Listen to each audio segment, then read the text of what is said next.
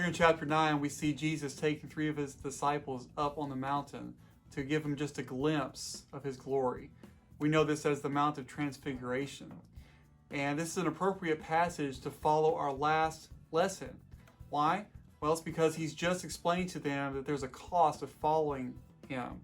And here he's giving them confirmation of who he is and the fact that he is worthy.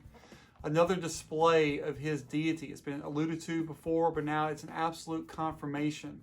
We see his glory on display here. He barely pulls back the veil and allows them to see the full glory of God. Just a glimpse, though. It's very much like Moses when God protected him. He hid him in the cleft of the rock and just let Moses look at his backside. And just the backside of his glory was enough to cause his face to glow, change his appearance. And so here we have Jesus, again, just giving them a glimpse of his glory. Along with this, we see God from heaven declaring again that this is my beloved Son, and to listen to him. We also have 2 figures there. We have Moses and Elijah. These are important because, one, that Moses represents the law. Okay, Moses wrote the first 5 books of the Bible, the Torah, otherwise known as the Pentateuch. So he represents the law. We have Elijah there representing the prophets. So we have literally the law and the prophets, or the Old Testament. They're confirming and endorsing Jesus and who he said he is, along with God's endorsement as well. So the disciples may have been wanting to know whether it was worth the cost of following him. Was Jesus who he said he was?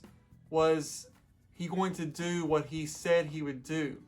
Is he worthy of our time, our devotion, our lives? Well, the answer that day, as well as every day, tomorrow, and forever, is of course, yes, he is worthy. This Jesus, God's beloved Son, God in the flesh, the Ancient of Days, who with just a glimpse of his glory is enough to overwhelm even the most pious of persons.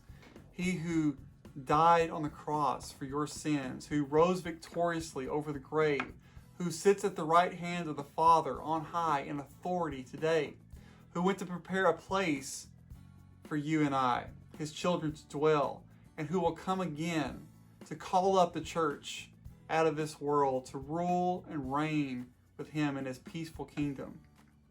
He who is the Lamb who was slain before the foundations of the world, the Lion of Judah, he who in Revelation 5 was the only one worthy, the only one able to open the scroll.